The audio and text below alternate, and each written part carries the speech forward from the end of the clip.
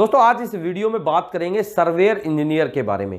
साथ ही इसमें बात करेंगे कि सर्वेयर कोर्सेज करने के लिए हमारी एलिजिबिलिटी की अगर बात करें क्या होनी चाहिए, इसके अलावा जॉब के कितने % चांसेस रहते हैं और किस किस सेक्टर में हमें जॉब मिल सकती है। इसके अलावा बात करें अगर हम सर्वेयर कोर्सेज का कोर्स करते हैं तो हमारी सैलरी क्या हो सकती है, यानी कि क्या सैलरी हमें मिलने वाली है, किस किस सेक्टर में हमें क्या क्या सैलरी हमें मिल सकती है। इसके अलावा इस कोर्सेज को हम कहां से कर सकते हैं, हमारे लिए एक बेहतरीन शिक्षण संस्थान कौन सा हो सकता है।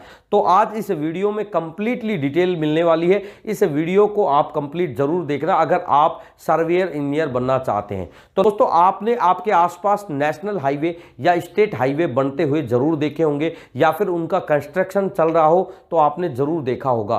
तो आपने देखा होगा कि वहां पर दूरबीन के जैसा एक कैमरा लेकर कुछ लोग वहां भूमि का एक मापतोल करते हैं। बेसिकली इन्हें ही सर्वेयर इंजीनियर कहा जाता है। अब अगर बात करें इस कोर्सेज को करने के लिए हमें क्या एलिजिबिलिटी चाहिए, तो इसके लिए आप 10th पास आउट होना जरूरी है। अगर आप 10th पास आउट हैं या आपने 10th कर ली है तो आप इस कोर्सेज को कर सकते हैं। कोर्सेज की अगर ड्यूरेशन की बात करें कि कितने समय काल में ये कोर्सेज कर सकते हैं, तो मात्र ये 6 महीने का एक कोर्स होता है जिसको करने के बाद आप एक अच्छे सर्वेयर इंजीनियर बन सकते हैं। इसके अलावा अगर बात करें अगर आपके पास सिविल इंजीनियरिंग या फिर सिविल में अगर आपके पास कोई डिप्लोमा है तो भी आप इस कोर्सेज को कर सकते हैं। मात्र 6 महीने के कोर्सेज को करने के बाद एक आप बेहतरीन सर्वेयर इंजीनियर बन सकते हैं। इसके अलावा अगर बात करें कि हम इस कोर्सेज को करते हैं तो हमें जॉब मिलने के कितने % चांसेस रहते हैं, तो दोस्तों आपने आपके नज़दीकी अगर कोई शहर है या फिर आपने आए दिन देखा होगा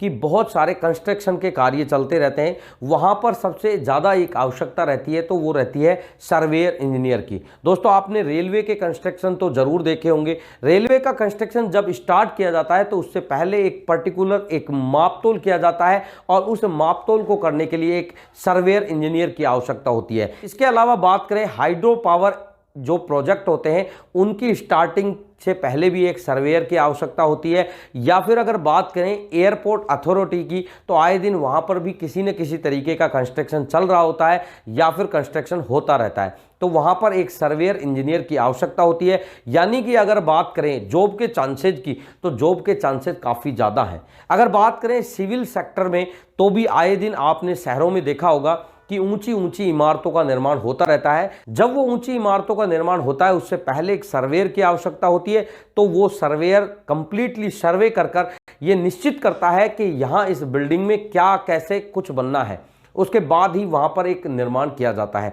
तो यानी कि ये मान लिया जाए कि सर्वेयर इंजीनियर कोर्सेज करने के बाद अगर जॉब के चांसेस की बात करें तो वो बहुत ही अच्छे मिलने वाले हैं और मात्र 6 महीने का कोर्स करने के बाद हम एक अच्छी जॉब पा सकते हैं। इसके अलावा अगर बात करें अगर हम सर्वेयर इंजीनियर बनते हैं उसके बाद अगर सैलरी की बात की जाए क्या सैलरी मिलने वाली है, तो अगर आप जैसे ही पास आउट होते हैं यानी कि सर्वेयर कोर्सेज करने के बाद जैसे ही आप फील्ड में आते हैं तो आपको 15 से 20 हज़ार रुपए की जॉब आसानी से मिल जाएगी और जैसे जैसे आपके पास एक्सपीरियंस होगा उसी के अकॉर्डिंग आप अच्छी जॉब पा सकते हैं। मान लीजिए आपके पास 4 से 5 साल का अगर एक्सपीरियंस है तो आप 50,000 रुपये से ज़्यादा आसानी से कमा सकते हैं, यानी कि 50,000 से ज़्यादा की आपको जॉब आसानी से मिल जाएगी। गवर्नमेंट के चांसेज भी काफ़ी रहते हैं। गवर्नमेंट अगर जॉब अगर आप करना चाहते हैं तो आए दिन जो रेलवे के अंदर जो कंस्ट्रक्शन होता है उसके लिए भी वैकेंसी आती रहती है। हाइड्रो पावर प्रोजेक्ट के अंदर भी काफ़ी सारी वैकेंसी आती है। एयरपोर्ट अथॉरिटी पर भी आपको काफ़ी सारी वैकेंसी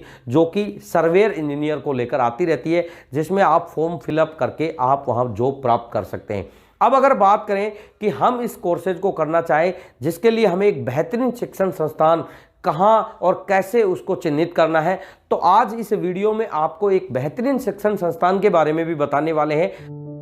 इति लैंड सर्वेयर कोर्स की इंपॉर्टेंस जानने के बाद डियर व्यूअर्स अब समय आ गया है कि आप इति सर्टिफिकेट ट्रेनिंग देने वाले इंस्टीट्यूट्स के बारे में जानें। पिछले 5 दशकों में surveying instruments, field data observation technique और डेटा प्रोसेसिंग में बहुत बड़े बदलाव हुए हैं। एनसीवीटी और एससीवीटी द्वारा डिजाइन किए गए इति कोर्स अभी भी old training instruments like theodolite, auto level और टोटल स्टेशन फॉलो किए जाते हैं जिनमें बदलाव की जरूरत है। शारदा प्रिंटर्स दुर्ग ने एचआरडी मिनिस्ट्री, नई दिल्ली 2008 से ग्लोबल मैथ IPR ऑब्टेन किया है। इस IPR का यूज मल्टीडिसिप्लिनरी प्रोजेक्ट्स में होता है।